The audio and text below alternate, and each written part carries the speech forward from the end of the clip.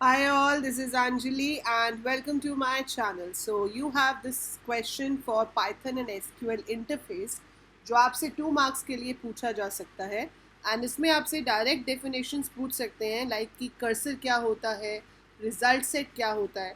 Because हम यहाँ पर क्या करते हैं जब हम कनेक्टर को इम्पोर्ट करते हैं। So first thing is you establish a connection by calling a function called connect. उसके बाद कोई भी क्वेरी आपको एग्जीक्यूट करनी होती है तो आपको कर्सर का ऑब्जेक्ट क्रिएट करना पड़ता है, right.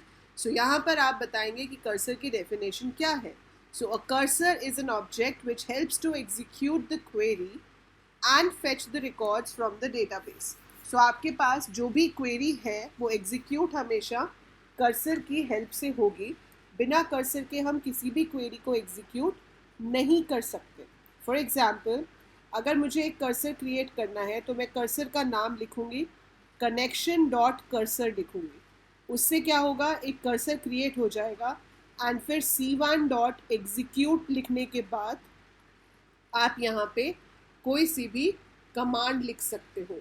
So C1 is equal to connection dot cursor, C1 dot execute and then write down your query over here which should be executed. ये आप example में लिख सकते हो and this is the definition you can write about cursor. So ये 1 mark का question आ जाएगा, ये 1 mark का आ जाएगा, तो total question बन जाएगा 2 marks का. So result set contains a list of query results where each item in the list is a tuple fetched from the database.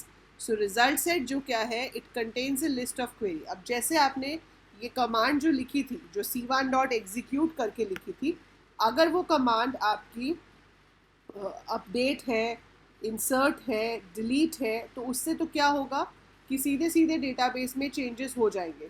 But अगर वो कमांड आप जो एग्जीक्यूट कर रहे हो वो आपकी जो कमांड है वो सिलेक्ट है, आपने लिखा है सिलेक्ट स्टार फ्रॉम स्टूडेंट, तो जब ये कमांड एग्जीक्यूट होगी तो वो डेटा फेच करके लेके आएगी।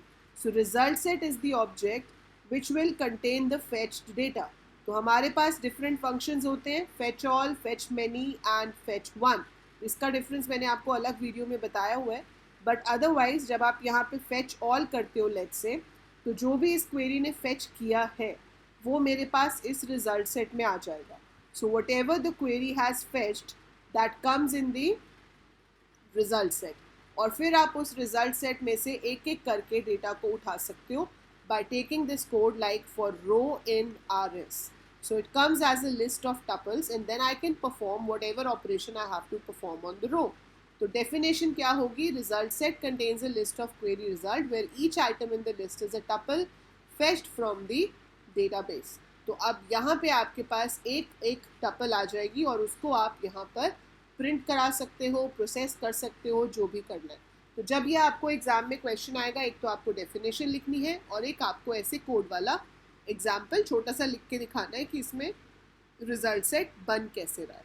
So that is it. So it can be asked what is a cursor, what is the result set, and this is how you have to write down the answer. So that's it for this video. You will be getting many more like this ताकि आप फटाफट से अपनी quick revision करते रहें सुबह के exam के लिए।